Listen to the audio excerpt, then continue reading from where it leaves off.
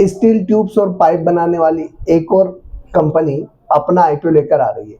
आज जानेंगे उस कंपनी की पूरी डिटेल, प्रोडक्ट पोर्टफोलियो, साथ ही साथ जानेंगे आईपीओ डिटेल, फिर जानेंगे इस कंपनी की फाइनेंशियल्स और वैल्यूएशंस, फिर जानेंगे कि एक लॉट के लिए आपको कितना निवेश करना होगा, और जानेंगे कि इस आईपीओ से आने वाले पैसे का उपयोग कंपनी कहाँ करने वाली है। साथ ही साथ जानेंगे कि इस कंपनी की इसके कॉम्पिटिटर्स के सामने क्या वैल्यू है, और फिर जानेंगे कि क्या ग्रे मार्केट में इसकी कोई प्रीमियम देखने को मिल रही है या नहीं।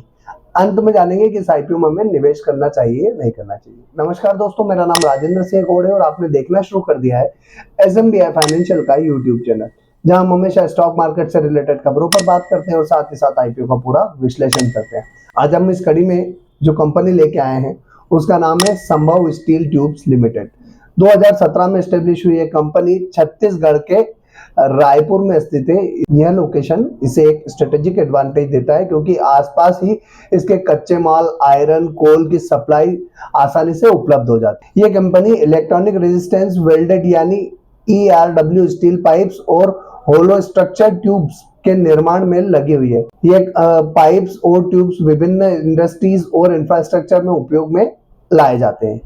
अगर इस कंपनी के प्रोडक्ट पोर्टफोलियो की बात करें तो स्पंज आयरन जो क्रूड स्टील मैन्युफैक्चरिंग में इस्तेमाल होता है, ब्लूम्स और स्लैब्स जो बाद में फ्लैट और लॉन्ग प्रोडक्ट में बदले जाते हैं, नैरो विड्थ HR कॉइल्स, इसका इस्तेमाल इन हाउस पाइप मैन्युफैक्चरिंग में होता है और ये दूसरे मैन्युफैक्चरर को भी बेचा जाता है।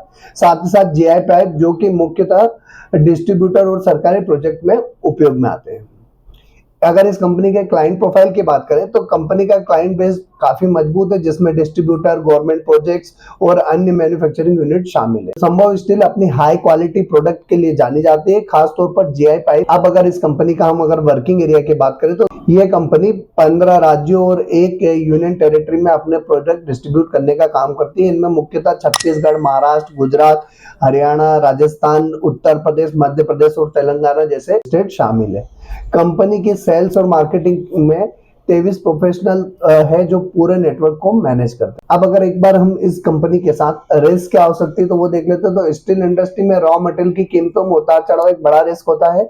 माइनिंग कंपनियों की डिपेंडेंसी सेक्टर में कंपटीशन बहुत ज्यादा है।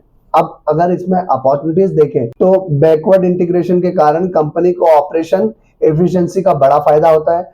प्लांट की लोकेशन के कारण लॉजिस्टिक कॉस्ट कम होती है। इंडस्ट्री में क्वालिटी ARW पाइप्स की डिमांड तेजी से बढ़ रही है जो कंपनी के लिए एक बड़ा अवसर क्रिएट करता है। साथ ही साथ अनुभवी मैनेजमेंट और फाइनेंशियल परफॉर्मेंस कंपनी के काफी स्ट्रांग है।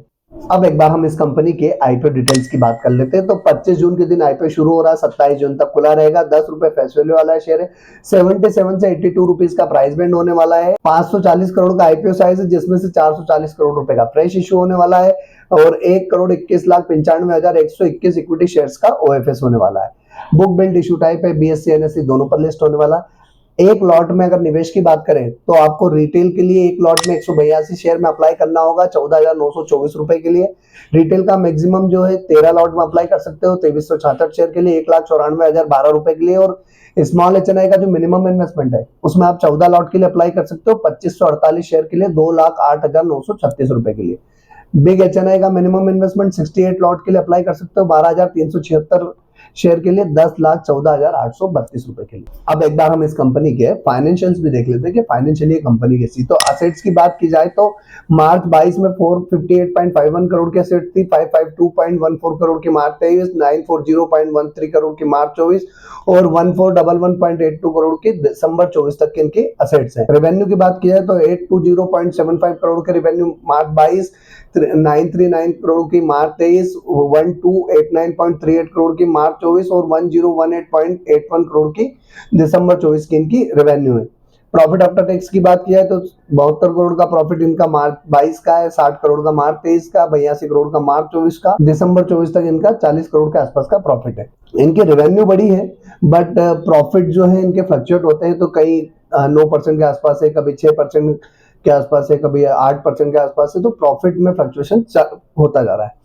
अब EBITDA की बात करें तो 124 करोड़ का EBITDA मार्च 22 का है, 117 करोड़ का मार्च 23 का है, 159 करोड़ का मार्च 24, 106 करोड़ का दिसंबर 24 का इनका EBITDA है। नेटवर्थ की बात की जाए 149.30 करोड़ की मार्च 22, 210.40 करोड़ की मार्च 23, 438.28 करोड़ की मार्च 24 और 478.46 करोड़ की दिसंबर 24 की इनकी नेटवर्थ है। रिजर्व्स की बात किया 129.21 करोड़ के रिजर्व मार्च 22, 190.31 करोड़ की मार्च 23, 197.28 करोड़ की मार्च 24 और अगर बोरोइंग की बात करें तो 241.29 करोड़ की मार्च 22 की, 282.77 करोड़ की मार्च 23 की, 346.88 करोड़ की मार्च 24 की और 619.15 करोड़ की जो इनकी बोरोइंग दिसंबर 24 तक है। वैल्यूएशंस की बात करें तो 25.42% का आरओई है, आरओसी 17.66% है, डेट टू इक्विटी रेशियो 0.80 का है, रिटर्न ऑन नेटवर्थ 25.42 का है, पैट मार्जिन 6.41% है, इबिटा की बात करें 12.43% है,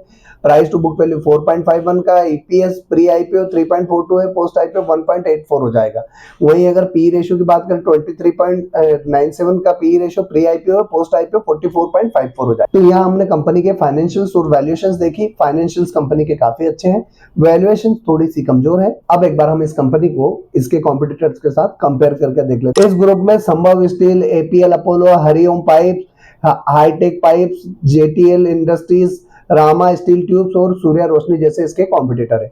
ईपीएस की बात की जाए तो 3.79 का ईपीएस है इसका, तो इसके नीचे रामा स्टील का ईपीएस जो है वो 0.50 का, बाकी सभी का ईपीएस इससे ऊपर है। एनएवी की बात की तो 18.19 की इनकी एनएवी है, जो रामा स्टील के अलावा बाकी सबसे कम है।